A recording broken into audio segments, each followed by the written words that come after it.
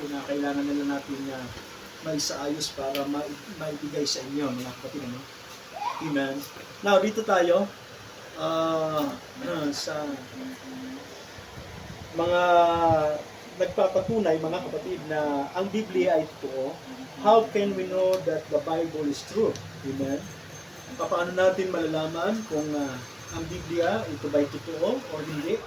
So, ang science ay nagpapatunay, ang medisina, mga kapatid, nagpapatunay, ang history ay nagpapatunay, maging ang mga archaeology, and then yung scroll, mga kapatid, na na-discover nila, katulad ng scroll of Isaiah, mga kapatid. Amen. Ito po ay nagpapatunay na ang Biblia ay totoo. So sabi rito, mga kapatid, the Bible is unique and wonderful. Amen. Ang Biblia raw ay unique. Marami ng mga librong dumaan, mga kapatid. Amen. Sa mundong ibabaw na ito, pero ang Biblia ay nananatili. Amen. Yung kanyang bisa ay nananatili, mga kapatid. Praise the Lord. Hallelujah. Ang sabi rito, more translation than any other books. Kaya, napag-aralan po natin noong nakaraang Miyerkules, mga kapatid, ang mga translation, amen, ng marami pong mga Biblia. Siguro, ilan lang natin ito para ano. And then, survivors of time and critics. Maraming pinagdaanan, mga kapatid, na mga pagkakataon, ang Biblia, marami pong mga nangahas na sabi nila ay buburahin ang Biblia sa balat ng lupa, pero wala pong nagtagumpay. Until now, mga kapatid, ang Biblia ay nasa atin at patuloy po nating napag-aaralan. Sapagkat ang Biblia, ito po ay isinulat ng Panginoon. At nakita po natin, mga kapatid, doon sa mga sulat ng ating Panginoon, ang mga himala, amen, ay nahayag, ginawa ng ating pong Panginoon. Now, dito tayo, mga kapatid, amen, paano natin malalaman na ang Biblia ay totoo? So, una, ating pong tingnan ang science. Ano bang ibig sabihin ng science? Praise the Lord. Science, it is a systematized of knowledge based of nature and the facts of life. Yun po yung ibig sabihin ng science. Now, ang mga nag-aaral about science, mga kapatid, ay mga tinatawag na scientists. Amen. Sila po yung mga dalubhasang mananaliksik, mga dalubhasang praise the Lord, mainam na sinuri, mga kapatid. Amen. Ang mga iba't ibang bagay sa mundong ibabaw na ito. So, yun po yung science. Praise the Lord. Ang Tagalog na science ay agham. So, napag-aaral po ng ating pong mga estudyante yan, mga kapatid. Now, nice pong basahin, mga kapatid, ang ibang mga pointers na naglalaman, mga kapatid, kung ano po ang sinasabi ng science about the Bible. Kung gaano ba katotoo, amen, ang mga salita po ng ating pong Panginoon, mga kapatid. Ang sabi rito, paano natin mapapatunayan ang Biblia ay totoo? Maliban sa mga patunay na binabanggit sa loob mismo ng Biblia, tungkol sa katotohanan nito, ang larawan ng siyensya, medisina, kasaysayan, arkeolohiya, at maging ang mga pergamino or balunbon ng mga aklat sa patay na dagat ay nagpapahayag din sa katotohanan ng Biblia. So magbasa po tayo ng talata mula po sa aklat ng Isaiah, chapter 40, verse 22, mga kapatid. Ang sabi rito, Isaiah 40 verse 22, siya ang nakaupo sa baluntok ng mga bundok or circle of the earth. At ang mga nananahan doon ay parang mga balang, siya ay naglaladlad ng langit. At parang tabing, or na parang tabing, at inilaladlad na parang tulda upang tahanan. Now, ang science, mga kapatid, ayon po sa pagkatuklas, amen, isa pong biyaheros, mga kapatid, amen, isa pong manlalayag ng pangalan ay Christopher Columbus, amen. Ang sabi niya, bago matuklasan ng mga manlalayag sa panahon ni Christopher Columbus na ang mundo ay pabilog, naitala na ito sa Biblia. Na ang Biblia, mga kapatid, praise the Lord, ay nagpapahayag na ang earth or ang mundo ay bilog sapagkat binabanggit ng aklat ng Isaiah, ang Panginoon ay nakaupo sa balunto, amen, ng lupa. At ang mga nananahan sa lupa, mga kapatid, ay parang mga balang lamang sa paningin ng Panginoon. So, ibig sabihin, totoo yung binabanggit ng aklat ng Isaiah, mga kapatid, na ang langit ay luklukan ng Panginoon at ang lupa ay tungtungan ng kamay o ng paa ng ating Panginoon Diyos. Amen. So, bilog po ang lupa. Amen. Bilog po ang earth, mga kapatid. Kaya, kung ating pong titingnan, amen, kung kayo ay nasa tabing dagat, mga kapatid, amen, yung dagat, makikita nyo, mga kapatid, amen, na yung dulo niyaon ay parang, kumbaga, naroon siya sa circle. Nakakagulat. Nakakamangha po, kapatid, amen. At paano nangyari na bilog ang mundo, pero walang chaos, mga kapatid, na nangyayari habang umiikot ito. Amen. Sapagkat ang Diyos, mga kapatid, ang may panukala nito, ang Diyos ang nagladlad, ang Diyos ang gumawa. So lahat ng detalye, mga kapatid, ay naroon na ilatag na rin ng Panginoon. Amen. So yung earth natin, kung tayo ay lalabas sa earth, mga kapatid, at tayo pupunta sa ibang planeta, amen, doon ay wala nang tinatawag nating hangin, mga kapatid. Sa earth, magsawa tayong kakalanghap ng hangin. Pero pagdating doon, limitado na lamang, mga kapatid, amen, ang hangin. Kaya kinakailangan ng oxygen, mga kapatid. Now, ayon po sa science, mga kapatid, ang earth ay bilog. Kahit ang science mismo, ang nagpapatunay na ang Biblia ay totoo. Amen? At walang pasubali sapagkat ito po ay Word of God, binabanggit na ng banal na kasulatan, mga kapatid, ng salita ng Panginoon ay totoo, mga kapatid. At sinasabi rin ng Job, chapter 26, verse 7, kanyang iniunat ang hilagaan sa pagitang walang laman. Ang talatang ito ay naisulat noong 1600 BC, subalit noong 1500, amen, AD, lamang ay nadiskubre ni Nicolas Copernicus, isang astronomer, mga kapatid, na ang daigdig ay nakabitin sa kalawakan. Wala pong tukod na ginawa ang Panginoon, mga kapatid, para pantukod doon sa earth. Kundi nadiskubre nila na ang mundo ay nakabitin sa kalawakan. Naroon siya. Diba? Nakabitin sa kalawakan. Parang imposible. Ha? Parang imposible. Paano nangyari ito, kapatid? Diba? At sa atin bilang tao, it is, sabi nga ng ating kapatid, napaka-imposible. Pero sa Diyos, lahat ng bagay ay posible. Gawa niya ito eh. Amen? At ang sabi rito,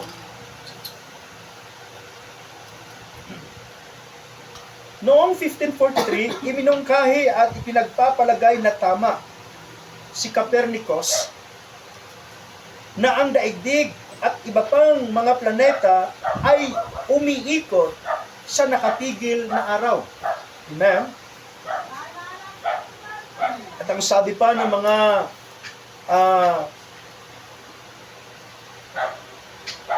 mamamahayag, mga kapatid, katulad na lamang ng Encarta Encyclopedia, Copernican System, taliwas ito sa naunang teorya ni Claudius, ang isang genocentric earth-centered theory. Kaya bago pamatuklasan ng siyensya na ang daigdig ay nakabitin sa kalawakan, matagal na itong nakasulat sa aklat ng Job. Amen?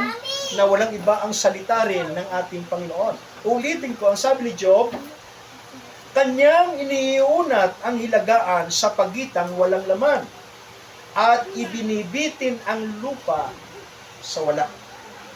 Amen. Siyan po ang sinasabi po ng agham. At ilan bang mga bituin, mga kapatid, ang naisaysay ni Job? Amen? Nang sabi rito sa siyensya, mga kapatid, ang siyensya ay laging may sagot dito. Ayon kay Hipparchus, ama ng Griegong astronomiya, ang bilang daw di umano ng mga bituin ay nasa 1,000 mahigit. Ito ay pinaniniwalaan ng mga tao sa loob ng 300 taon mahigit. So dahil sa nakita ng isang Griegong astronomiya, mga kapatid, ng pangalan ay Hipparchus, naniniwala ang marami mga tao sa kanyang panahon na ang mga bituin, mga kapatid, ay nasa 1,000 lamang mahigit. Sa tingin nyo, sa tuwing gabi na kayo titingin sa bandang itaas, mga kapatid, at may nakita kayong mga bituin, sa tingin nyo ba, 1,000 lamang ang kanilang bilang? Alam mo, mayroon akong tinitingnan dyan sa isang part, mga kapatid, ng ating pong solar system, mga kapatid. Kahit ako'y nasa Mindanao, nakikita ko yan.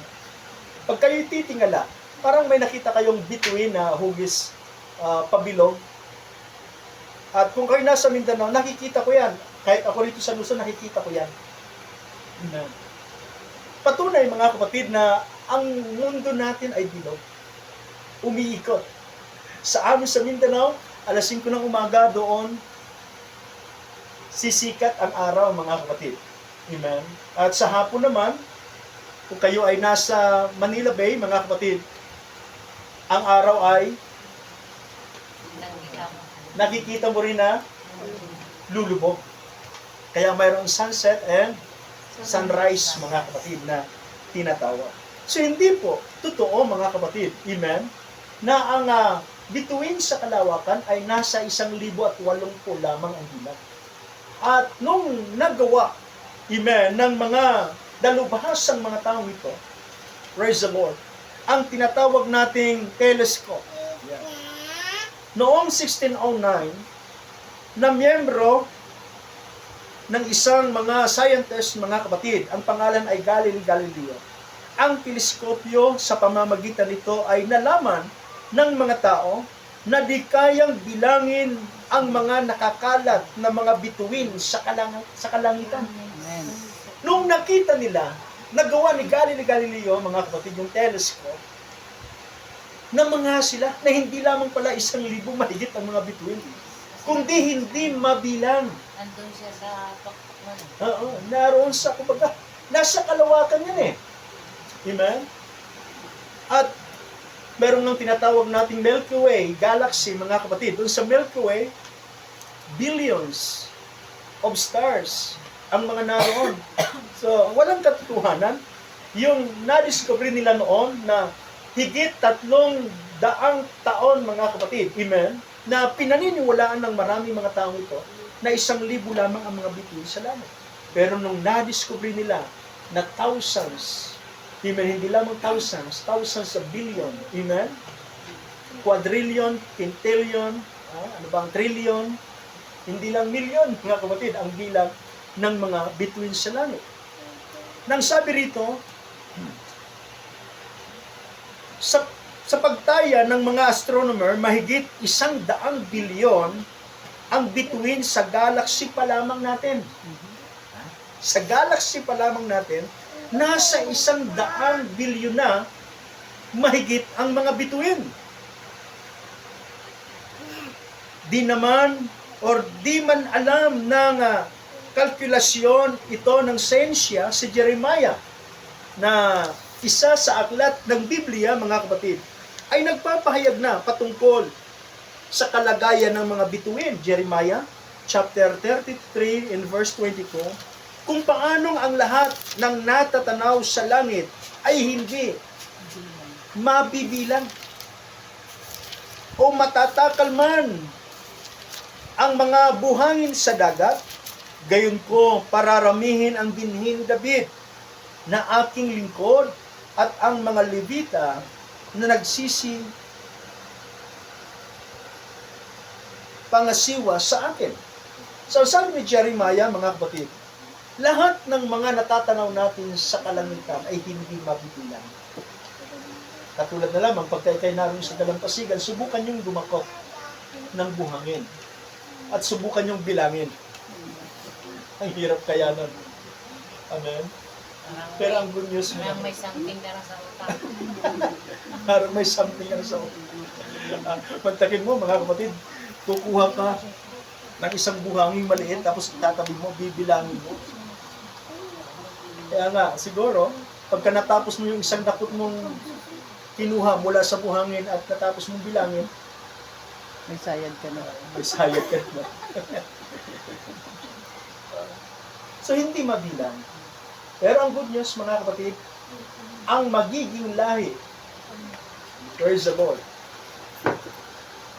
ng mga anak ng ating Panginoon, mga kapatid, sila po ay kasing dami ng mga buhangin sa dalampasigan, praise the Lord. At hanggang sa ngayon, mga kapatid, ang mga Kristiyano sa mundong ibabaw na ito Nanonood si Papa. ay patuloy na lumalaganap, mga kapatid. Amen. Kinig daw siya. Kaya maging ang science ay nagpapatunay, amen, na ang Biblia ay totoo. Amen.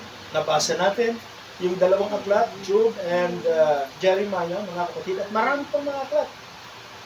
Mantakin nyo, mga kapatid, sa aklat ng Job, meron pong mga malalaking stars na binanggit riyan.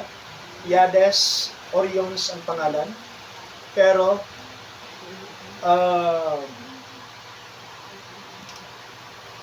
sila ay ilan lamang, mga kapatid, sa mga malalaking bagay na nilikha ng Panginoon. Now, sabi po ng Biblia sa aklat ng Matthew, mga kapatid, darating po ang panahon ng ang mga bagay na naroon sa kalawakan ay mga lalaglag sa lupa. Darating po yan. Karakarakay sa araw ng Panginoon, ang mga bituin ay mga lalaglag sa lupa. Sabihin na lang natin, kung mayroong 100, mga kapatid, na bituin malalaglag sa lupa, anong mangyayari sa lupa? Siguro mabubura ang lupa. Kasi ang bituin, mga kapatid, amen, ay, ang sabi nga ng science, mas malaki pa raw kaysa lupang ito. Amen. Kung sabihin natin, billions of stars, mga kapatid, ang mga lalaglag sa lupa, so lahat tayo rito ay mawawala, mga kapatid. Amen. Now, pangalawa, mga kapatid, ang medisina po ay nagpapahayag din at nagpapatotoo na ang Biblia ay totoo. Amen? Ang sabi rito, ayon po sa paggagamot sinaunang panahon, mga kapatid, yung tinatawag nating ang paggagamot sa pamamagitan ng bleeding, halimbawa kasi sa panahon nila, kung ikay may sakit, yung ugat mo ay hinihiwaan ito para doon mapadaan yung dugo. Ibig sabihin, mga kapatid, patatagasin yung dugo mo para makadaloy. Halimbawa, pagka high blood ka, para mabawasan yung dugo mo, kinakailangan hiwaan yung ugat mo at lalabas mo yung dugo. Pero sabi ng medisina, mga kapatid, at mga mananaliksik na maraming mga tao, ito raw ay napaka-delikadong paggagamot. Isa na rito, mga kapatid, ang isang pangulo sa bansang Amerika na dumanas ng ganitong uring paggamot, mga kapatid.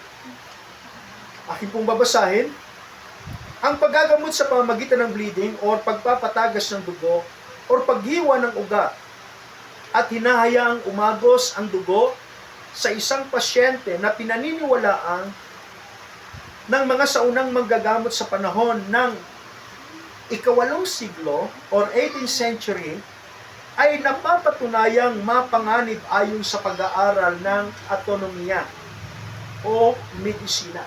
Si George Washington, na isang pangulo natin sa bansang Amerika, ay namatay dahil sa bleeding na isinagawa ng isang doktor para gamutin ang kanyang sipon. Sipon lang yung kanyang sakit. Sinus.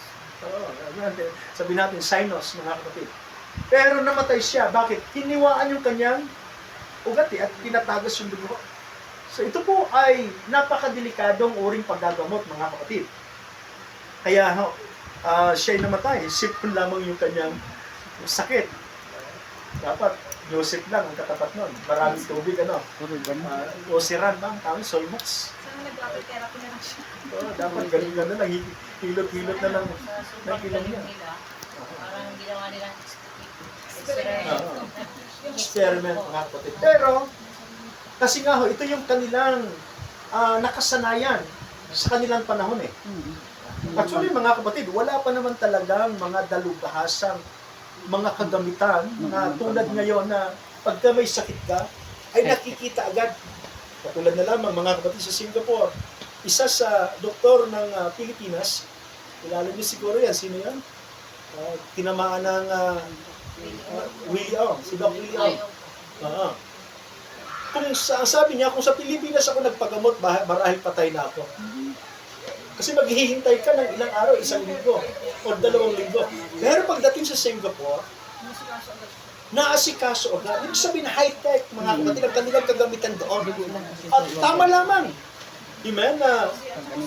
Ako'y nakakapunta na sa Singapore, mga kapatid, karamihan mga gamit nila roon, kahit na transportasyon, mga kapatid, ay mga high-tech na rin. Nantakin niyo po, ang MRT roon, walang driver. Alas 4 ng madaling araw, yung train nila, kusang magigising yon at babiyahin na, mga kapatid. Ibig sabihin, computerized na. Naka-built in na, mga kapatid, yung mga naka-program na. Lahat ng gagawin ng train na ito, at doon, bawal malate yung isang train. Kasi nga, naka-program na eh. So, walang driver, hihinto sa bus station, mga kapatid. Amen? So, high-tech ang kanilang kagamitan doon, mga kapatid. Praise the Lord. Sa ang Pilipinas, napag-iwanan eh. May napag-iwanan, mga kapatid. Ang kanilang mga train, mga kapatid, naroon sa ilalim ng lupa. Doon tumatakbo. Aakit ka pa ng 2 elevator, mga kapatid, bago makita talaga yung... Kaya, ang medisina, mga kapatid, ay nagpapahayag na ang Biblia, mga kapatid, ay nagbabanggit din na ito'y totoo. Ayon po sa Leviticus chapter 17 verse 11, sapagkat ang buhay ng laman ay nasa dugo. So, the life of the flesh, mga kapatid, is in the blood. Amen. Lahat ng may dugo, magsabi, praise the Lord. Praise the Lord. Sino ba rito yung wala ng dugo? Lahat tayo may dugo. So, ang dugo natin ay nagbibigay ng buhay sa ating katawan. Kaya may mga ugat tayo eh. Doon dumadaloy. Amen? Dumadaan sa ating puso yan. Nililinis ng ating puso. Amen? At papasok uli sa mga ugat, mga kapatid, na nasa ating laman. Kaya sabi rito, ang buhay ng laman ay nasa dugo, na aking ibinibigay sa inyo sa ibabaw ng dambana upang itubos sa inyong mga kaluluwa, sapagkat ang dugo'y siyang tumutubos dahil sa buhay. Amen. Praise the Lord. So, ang ating dugo, mga kapatid, ito ay nagbibigay buhay sa atin. Kaya, kung ano ang sinasabi ng science, ano ang sinasabi ng medisina, mga kapatid, patungkol sa paggagamot, kaya siguro, mga kapatid, si George Washington ay namatay kasi nga, yung dugo na naroon sa kanyang katawan ay marahil nawala. Amen. Sa akin po, bilang pastor, mga kapatid, marami ng pagkakataon na ako po nakapag-donate ng dugo. Siguro 7 times. Amen. Na ako nakapag-donate na ng dugo. Amen. Yung dugo, bakit kami nagdo-donate? Sapagkat ito'y buhay. Kung kayo ay kulang sa dugo, dadagdagan kayo ng dugo. Sapagkat ang dugo ay buhay. At sa inyo naman, na mga kananay at mga kababaihan, natural lamang na ang dugo ay lumalabas sa inyo. Ibig sabihin, nililinis. Kaya sa aming mga kalalakihan, ang pagkakataon lamang na malinis ang aming dugo, kinakailangan na ito ay maisalin at maibigay din sa iba. Amen. So, blood is the life of the flesh. Now, pangatlo, mga kapatid, ang history. Ano ang sinasabi ng history na kung ang Biblia ba ay totoo o hindi? Nang sabi rito, mga kapatid, sinabi ng mga kritiko na ang paglikha at ang baha sa panahon ni Noe ay isang alamat lamang. Now, may idea kayo, mga kapatid, patungkol sa pagbunaw ng panahon noon sa panahon ni Noe? Umulan ng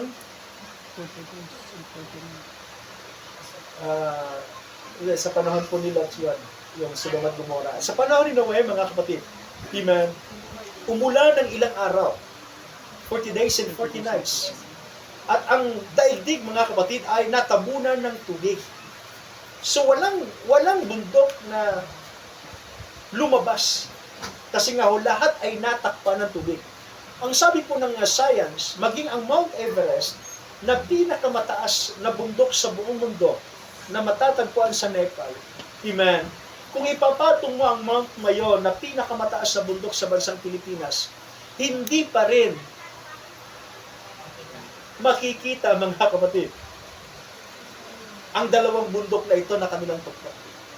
So, ibig sabihin, yung tubig na tumabon sa mundong ito ay napakarami. Ang sabi ng Biblia, ang mga bukal ay bumulwak ang maraming mga tubig. Ang langit, mga kapatid, ay nagbuhos ng maraming tubig. Kaya 150 days and 50 nights. 150 days and 150 nights. Amen. Bago po, mga kapatid, humupa ang tubig, mga kapatid, na tumabon sa buong sangkalupaan. Kaya, totoo, mga kapatid, na yung baha sa panahon ni Noe ay sinasabi ng Biblia, ito hindi alamat lamang. Hindi ito kwento lamang. Amen? Totoo po ito. Nang sabi rito, gayon pa man, ang mga mananalaysay ay nakatuklas ng kahilintulad ng mga tradisyon ng baha sa kasaysayan ng bawat kilalang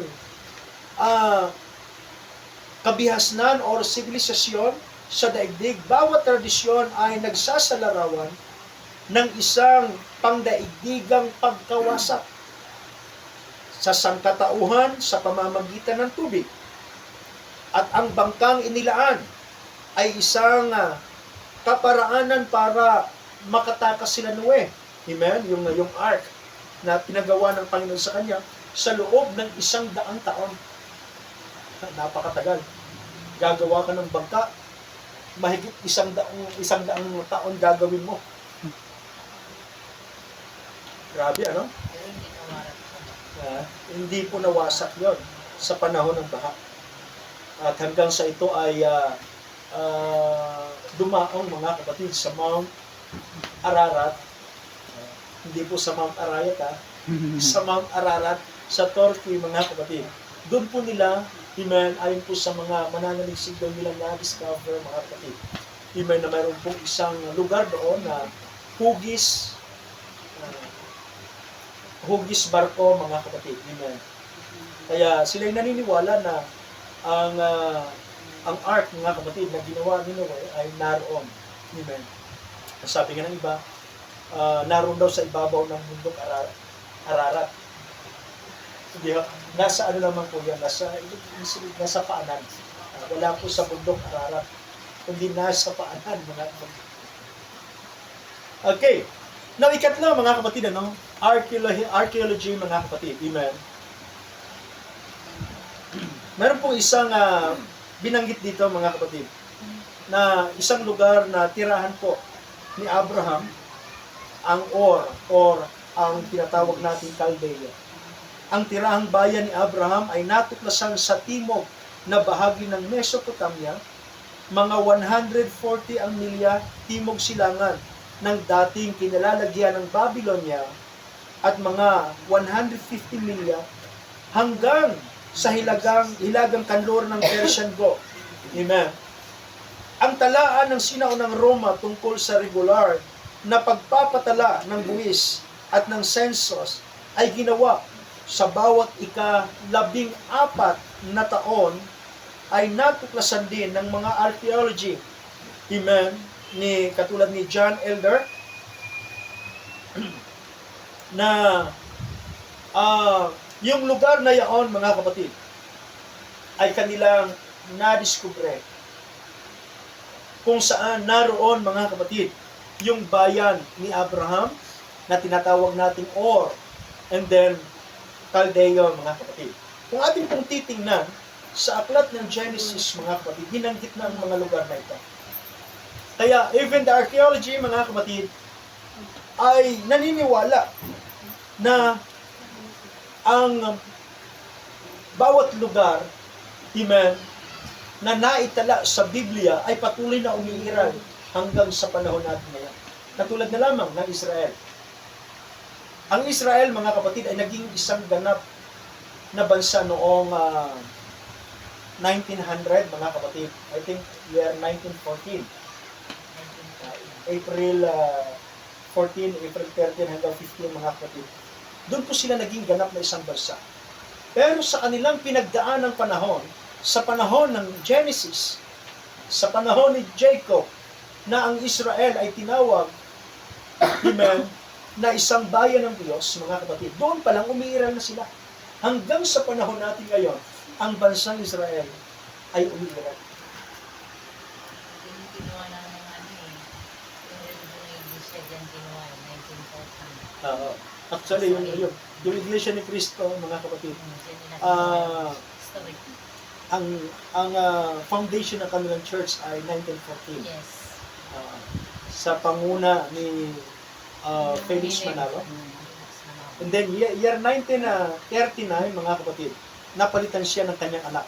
Pero kung ating pong titingnan, year 1914 hanggang year 1939 bago siya palitan, yung kanyang foundation, mga kapatid, pagdating sa teaching na there is only one God, true Lord, Yes.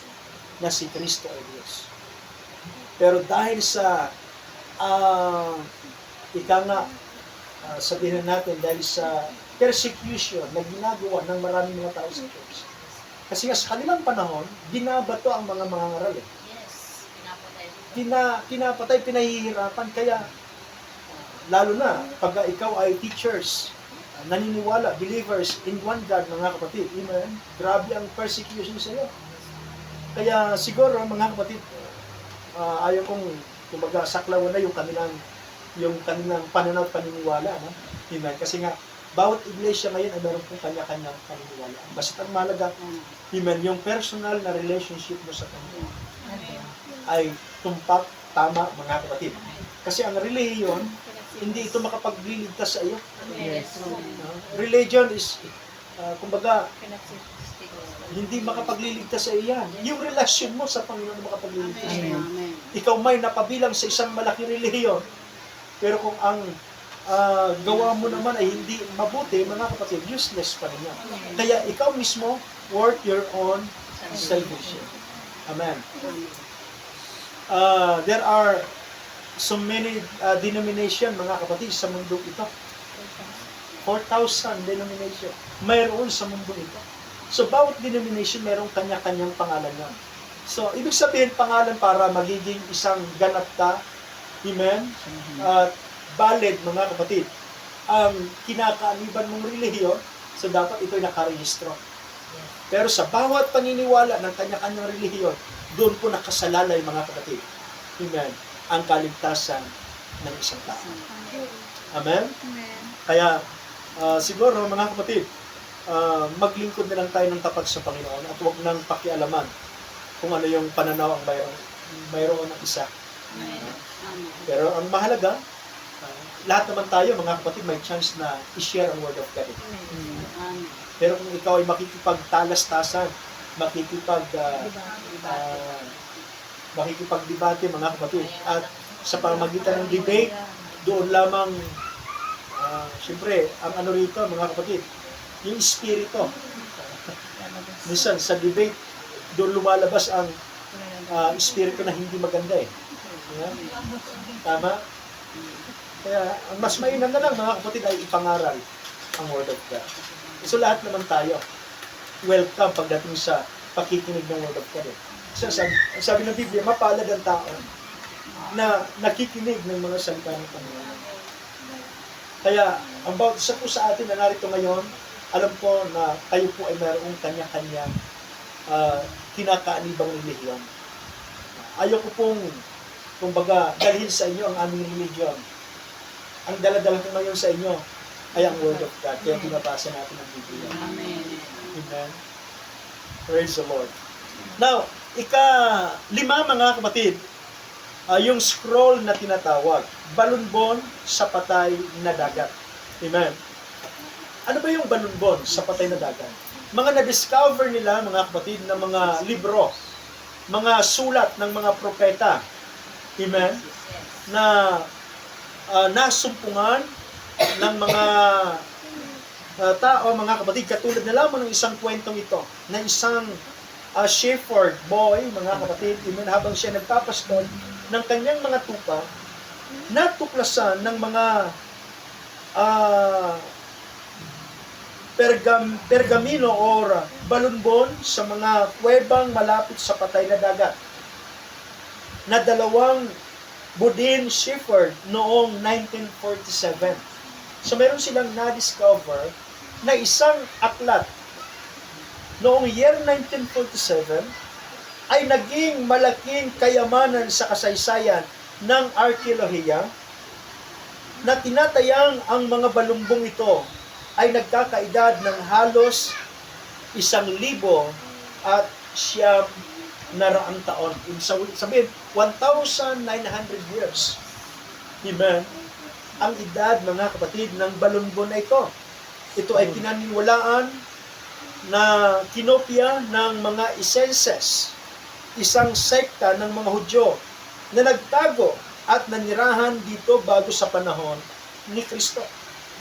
Pinaniniwalaan na noong 70 AD, nang ang mga Hudyo ay usigin ng mga Romano, ang mga miyembrong ito ng Isenses ay tumakas at naiwan ang napakahalagang mga kasulatang ito sa mga kuweba ng Qumran at natili dito hanggang 1,000 at 900 taon na ang nakalipas.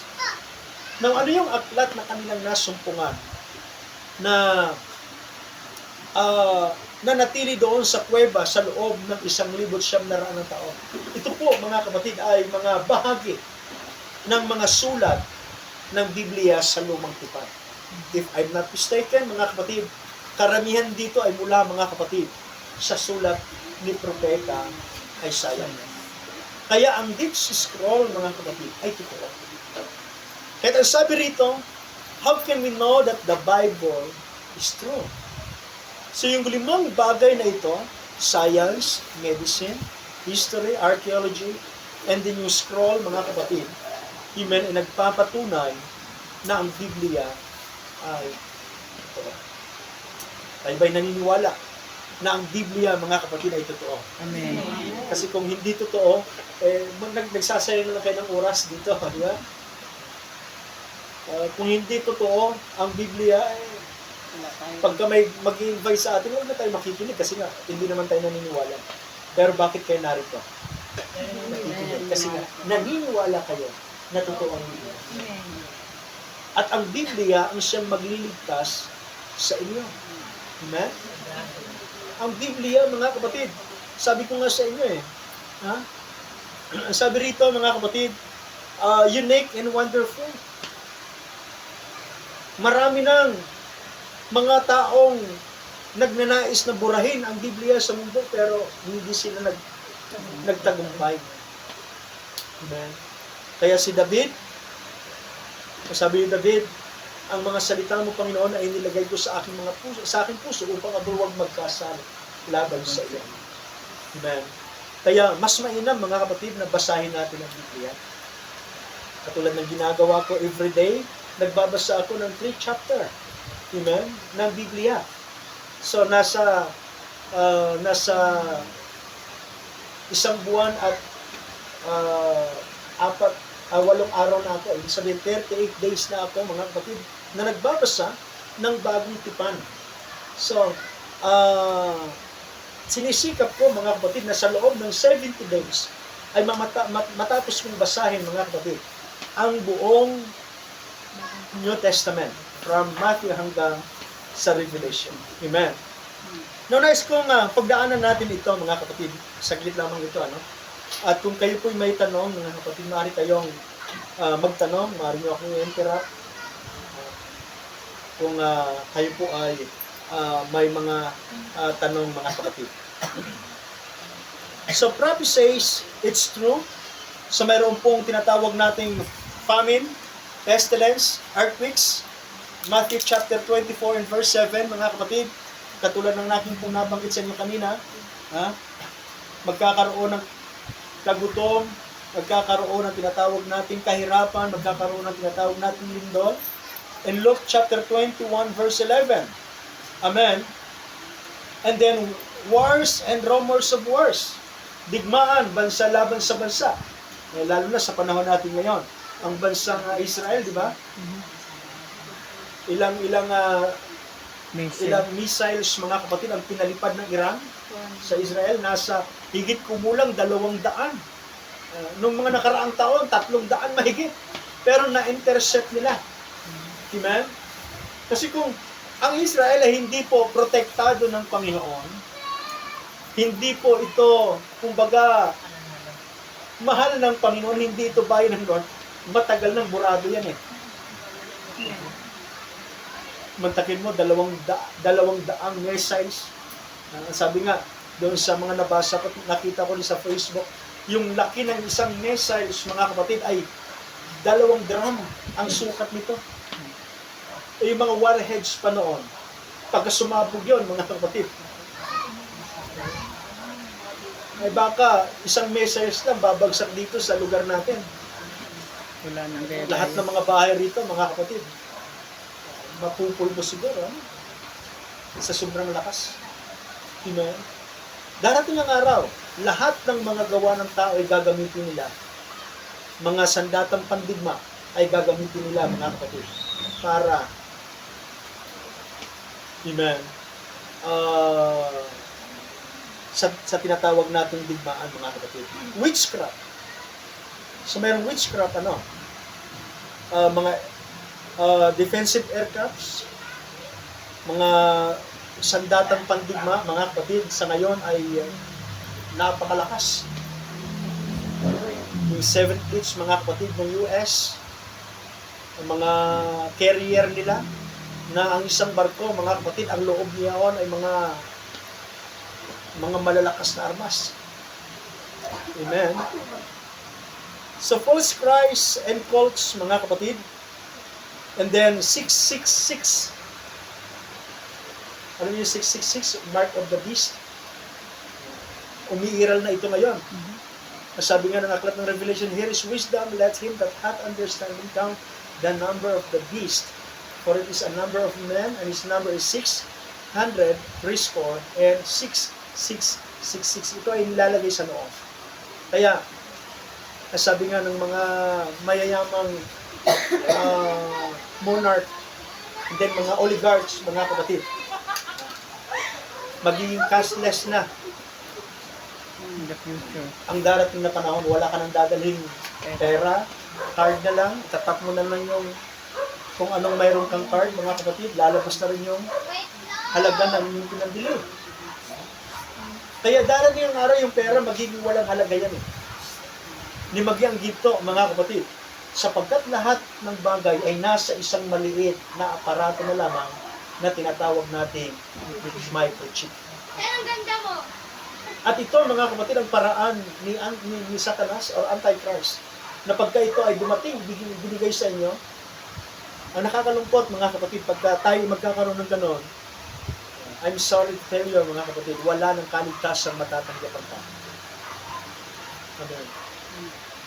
Isang kaibigan ko, pastor, siya po ay kasama, mga kapatid, sa mga gumawa nito, ayaw kong banggitin ang kanyang pangalan. Amen. Actually, meron siyang malaking halaga sa bangko. Sa ngayon, medyo naghihirap siya.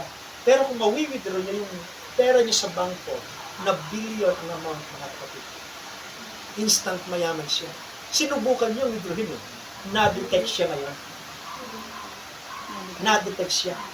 Kasi nga, government own mga kapatid ang pera na yan na ibinigay sa iyo.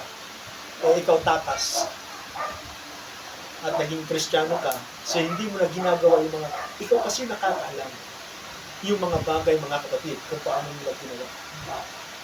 Amen. Yung mga high-tech, mga kapatid, na mga bagay na narito ngayon sa mga. Kaya nung sinubukan niya ang Ibrahim, mga kapatid, na-detect siya, hindi niya tinagay. Kasi huhulihin siya. At ang kasunod niya, papatayin siya, mga kapatid. Kaya sabi rito, mga kapatid, amen, mga naganap at kasalukuyang nagaganap na mga hula ayon sa Biblia. Una, magkakaroon ng kagutom, salot at lindol. Praise the Lord. Sino ba rito yung nakaranas na ng gutom? Ay, marami siguro din. Ikaw ba, kapatid, nakaranas ka na ng gutom? Hirap. Hirap. Hirap lang. Nakaranas ka ng hindi kumain ng isang araw, umaga, tanghali hanggang gabi? Hindi naman po. Hindi naman. Kaya po, Nung ano po, nung ako kasi mahal na araw. hindi kumakain. So, yun pa lang, subukan mo hindi kumain sa loob ng 3 kainan sa isang araw, makakaramdam ka ng gutom.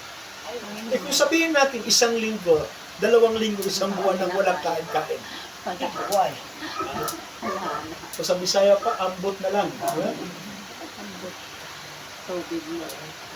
Tubig na lang. Pero sa amin, sa mga malalim ang relationship ng isang lingkod sa Panginoon, meron siyang ginagawang fasting. Sa Bisaya, papuasa. Sa Tagalog, ayuno. Nag-aayuno ka, kasi nga may purpose ka eh. Pero kung nagpapalipas gutom ka lang, hindi ano yun. Hindi yan kabilang sa sapat na kaisipan. At darating ang araw, kung papalipas gutom ka lang, kasunod niya, magsisipa ka na ng lata. Magbibila ka na ng poste. Magsasalita ka na mag-isa. Di ba? So darating yan. Halimbawa lamang yan, mga kapatid. Kung paano tayo nakakaranas ng gutom, darating yan na magkakaroon ng gutom, magkakaroon ng salot, at magkakaroon ng lindol. Kaya sabi dito, in verse 24, in verse 7, chapter 24, sapagkat magsisitindig ang bansa laban sa bansa, at ang kaharian laban sa kaharian, magkakagutom, lilindol sa iba't ibang dako. So, totoo yan na mararanasan, mga kapatid, ng maraming tao. Amen? Kaya't hanggat sagana ka, kumain ka na ng marami. Pero gayon pa man, kahit kumain ka ng pinakamasarap na pagkain, pagkatapos mong kumain, nabusog ka, natulog ka, kinabukasan, gutom ka naman. Okay na sana, kapatid, ano? Kakain ka ngayon, 40 days and 40 nights, hindi ka magugutom. Sarap kaya, no? Tikit. Diba? Wala, kakain tayo ngayon, ha? Damihan nyo ng kain nyo. 40 days and 40 nights tayong hindi kakain. Sa Pilipino pa naman, pag kumain ka ng marami, uling testament mo na yun. Last Supper. Di ba? Uling ano mo na yan, ako na. Actually, mga kapatid, kakaunti ang namamatay sa gutom. Ayoko. Oo. Maraming namamatay sa, ano tawag lang? Sa na-impatyo. Okay, so, ganyan pa man, mga kapatid, kumain tayo ng tama lang. Sabi rito, magkakaroon ng malalakas na lindol. So, yung mga lindol na ating naranasan ngayon, ay mga common na lindol lamang yan. Yung inaabangan ng bansang Pilipinas na the big one, wala pa yan. Nang sabi ng Biblia, walang bato na natatayo sa kanyang kapwa bato na hindi babagsak. So lahat ng bagay sa mundong ito, mapupugnaw. Lahat ng mga bagay sa mundong ito, maging tirahan natin, malulusaw. Darating yan sa araw ng Panginoon. Kaya ang chance natin, mga kapatid, bilang mga tao na narito ngayon, paglingkuran ng Panginoon. Amen? Gaano ka man kabisi sa buhay mo, magbigay ka ng time para sa Panginoon. Amen? Magbigay ka ng time para sa Panginoon. Kasi nakakalungkot kung ang Diyos ay wala ng time sa iyo. Ilang araw ang binigay ng Panginoon sa atin para magtrabaho? Kung nakakaalam, 6 na araw. Isang araw ang binigay ng Panginoon sa atin para makapagpahinga. At minsan yung isang araw na ibinigay ng Panginoon sa atin, kinukuha pa natin. Nagtatrabaho tayo. Ha? Tama? Nagtatrabaho tayo. Kung palit tayo, palit kayo ng Panginoon. Okay, isang araw sa iyo, 6 na araw sa akin. Sabi ng Panginoon. So, kumbaga, yun yung nakakalungkot mga kapatid. Pagdating sa pagsamba, oras lang ang hinihingi ng Panginoon sa atin. 2, 4 na oras, mga kapatid, para purihin natin siya. Sapat na yun eh. Amen? Praise the Lord. May 7 araw, mga kapatid, na ibinigay ang Panginoon sa atin para magtrabaho. Amen? Mamuhay, mga kapatid. Praise the Lord. Sa mundong ibabaw na ito, para sa ating pong mga tinatangkilik. So, digmaan ay aalingaw-ngaw. Bansa laban sa bansa. Darating yan. Ang bansang Pilipinas, makakaranas yan ng matinding digmaan. Mga bulaang, mga propeta, mga bulaang tagapagturo, darating yan. Ililigaw ang marami. Ang sabi rito, Matthew chapter 24, verse 5, sapagkat marami ang magsisiparita sa aking pangalan at mga nagsasabi, ako ang Kristo, at ililigaw nila ang marami. Amen? Even the very elect, magi ang mga pinili, mga tinawag na, ay maililigaw pa rin ng mga bulaang tagapagturo. Dapat, ayon sa Biblia, mga kapatid.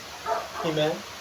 May mga referensya, mga kapatid, na binabasa natin, at ang mga reference na ito, katulad na lamang, mga kapatid, ng 5 bagay na ito, ay nagpapatunayan ng Biblia ito. Amen? Lahat ng mga mangyayaring nakasulat sa Biblia, amen, ay patuloy na mangyayari. Sa ikalawang pagbabalik ng Panginoon, darating ang araw, mga kapatid, na babalik ang Diyos. At sa pagbabalik ng Panginoon, sino ang kanyang kukunin? Tayo. Ang tanong, kung ang isang tao, mga kapatid, na hindi naglingkod ng tapat sa Diyos, sa pagbabalik ng Panginoon, makakasama ba siya?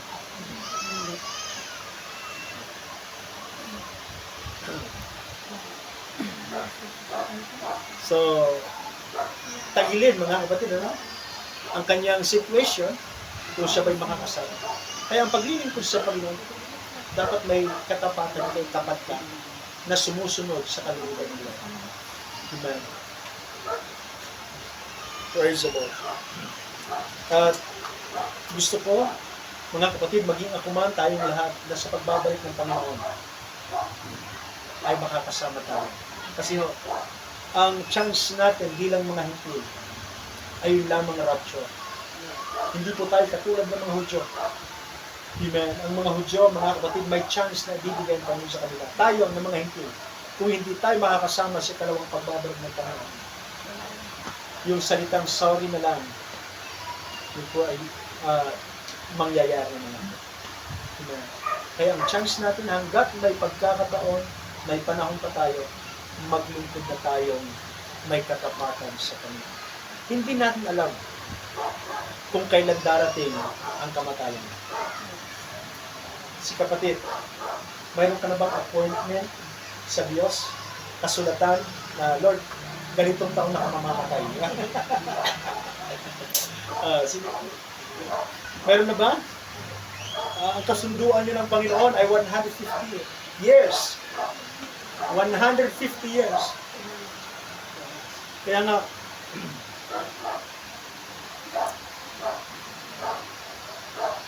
ang chance natin, mga kapatid, ay nasa atin kung paano natin isinasa pamuhay ang bawat araw, mga kapatid, na lumilipas, dumaraan sa atin. Dapat maglingkod ng may katapatan sa Panginoon. Amen.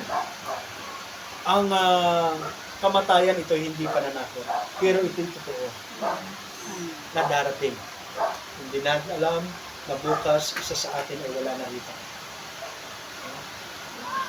Yes, wala nakakaalam. Baka mamaya, paglabas natin iyan, may mapakan tayong isang buong kamatis, madudulas at mababagok, mga kapatid. Kahit natulog ka nga. Kampante ka, natulog. Yes, baka hindi ka na magising. Yes. Yun yung dapat nating paghandaan. Tama. Sino nakakaalam ng ating bukas? Pero kung ikaw ay tiyak, mga kapatid, sa buhay mo, ngayon naglilingkod ka ng tapat sa Panginoon at kung sakali mang bukas, kukunin ka ng Lord. Or mamayang gabi, kukunin ka ng Panginoon, handa ka na. Yeah? Pagising mo, pagdilat ng iyong mata, naroon ka na sa natawag natin paradise, mga kapatid. Pero kung namatay ka at didilat ka, mga kapatid, mukhang yung pakiramdam mo parang mainit naroon ka na pala sa impyerno. Isang kwento ng mayaman ng isang pulubi, di ba? Sa aklat ng Lucas. Si Lazaro, yung mayaman namatay. Pagdilat ng kanyang mata, naroon siya sa lugar ng pagdurusa. Yung isang pulubi ng pangalan Lazaro, namatay din, mga kapatid. Amen? At itong pulubi si Lazaro ay pinagdamutan ng mayaman para makakain ng pagkain na nahuhulog nila sa kanyang hapagkainan. Kapwa sila namatay. Pero ang kaibahan lang, yung mayaman napunta sa lugar ng pagdurusa. Yung pulubi ng pangalan Lazaro, nung siya'y namatay, naroon siya sa lugar ng paraiso. Kaya ang tao ay may pupuntahan. Dalawa ang pupuntahan ng tao.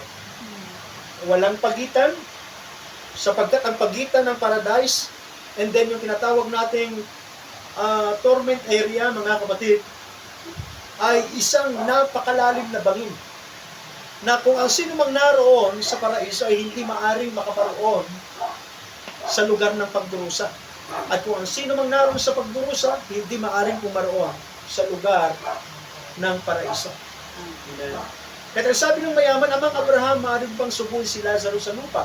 Sapagkat mayroon pa akong 5 kapatid doon. Baka yung mga kapatid na iyon, amen, na narito ngayon sa lupa, ay mga mahal natin sa buhay, na hindi pa nakakarinig ng Panginoon. Na mayroon palang isang tao na naroon sa lugar ng pagdurusa na nagpipray na, Lord, sana may dumating na mga pastor, may mga dumating ng mga evangelist, may mga dumating na mga tagapagturo sa bahay ng aking mga magulang, sa bahay ng aking mga kapatid upang sila'y turuan. Amen. Nasa atin ang chance na baka ako ang pinadala ng Panginoon sa inyo. Amen. Dahil ito'y request ng inyong mga mahal sa buhay na naroon. Ay, kumbaga, walang nakakaalam na baka ako may pamilya, mga kapatid, may kapamilya na naroon sa lugar ng pagdurusa na humihiling na, Lord, sana mayroong isang lingkod mo na madalaw ang aking pamilya roon. Amen? Kaya hanggat may chance, hanggat may pagkakataon, praise the Lord, dapat natin tagpilikin ang salita ng Diyos. Kasi ang sabi nga ng Biblia, doon, sa kanyang tanong kay Abraham, at sinagot siya ni Abraham, anak, naroon si Moises, naroon ang mga propeta, magiging walang saysay. Amen. Kung si Lazaro ay narito ngayon sa lugar ng paraiso at siya'y babalik muli doon sa lupa upang mangaral, kung hindi nila papakinggan si Moises, hindi nila papakinggan ang mga ngaral, wala ring saysay kung bababa itong si Lazaro sa lupa. Tayo ay mayroon pong tinatawag nating choice. Nasa atin ang choice. Kung tayo tatalima, tatangkilikin natin ang pagtuturo ng salita ng Panginoon, o kung i-chapera natin ang salita ng Diyos. Nasa iyo ang choice. Yeah? Kasi kung yung dalawa na yun ay magagawa mo, mga kapatid, halimbawa, tumalima ka, kayo tumalima sa pakikinig ng salita ng Panginoon, kayo mismo ang gumagawa, amen, sa inyong buhay, mga kapatid, patungkol sa kaligtasan. Work your own salvation. Pero dun sa mga nag-deny, choice nila yon, ibig sabihin, rejected ang Panginoon sa kanilang buhay. Kaya ulitin ko, mga kapatid, amen, nasa atin ang napakagandang pagkakataon. Marami po ang mga tao na nahas. Amen. Na makilalang lubos ang Panginoon.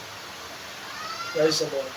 Pero nung ang Diyos ay nagpakilala sa kanila, ako ang Kristo na inyong tagapagligtas. Ang kanilang alibay, Lord, sa kanilang, marami pa naman akong pagkakataon. Marami pa naman pagkakataon.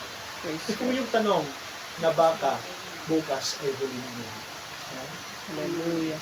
Kaya sabi ko sa inyo kanina, meron ka bang appointment na papel na pinirmahan sa harapan ng Panginoon? Ako mayroon na. Pero hindi ko alam kung kailan mangyayari na ako'y dalawin ng kamatayan. Yes, handa ka na. Ha? Yes, handa ka na. At least handa na ako, di ba? Amen. Hihigaman ako sa puting maliit na kabaong, sa puting maliit na kwarto. Ang aking katawan may iiwan sa lupa, pero ang aking kaluluwa Babalik. magsasaya sa langit. Amen. Tayo nagtatrabaho araw-araw para sa ating makalamang lupa. Pinapakain natin ito. Ang tanong, yung kaluluwa ba pinapakain mo? Sa lugar natin ito, ilang tao mayroon dito? Sabi natin, 20,000 katao mayroon dito. Ilan lang sa mapapala ang narito ngayon na nagbigay ng time para pakinggan ang salita ng Diyos. Ilan lang. Kaya nga ho, yung sinasabi ng Biblia, marami ang tinawag, ngunit kakaunti lamang ang pipili. Amen? I-desire ninyo sa inyong puso, mga kapatid, na hindi lamang kayo tinawag, dapat kasama kayo sa pinili. Amen. Praise God. Kaya magpasalamat kayo sa tahanan nito, Sister Annalisa. Bukas ang pintuan ng kanyang bahay para ako, it is my honor, my privilege na makadalaw rito para makapagbahagi ng salita ng Panginoon. Kasi ang Word of God, mga kapatid, ang Biblia ay higit pa kaysa ginto at pilak ito. Pagkain ito ng ating kaluluwa. Ano, material lang natin. Yes. So, lahat ng ating mga nakikita sa mundong ibabaw na ito ng mga pansamantala lamang. Balik ka pa ng ginto dyan, wala akong madala Yeah. kahit isa. Yung kagandahan niyo po, di ba?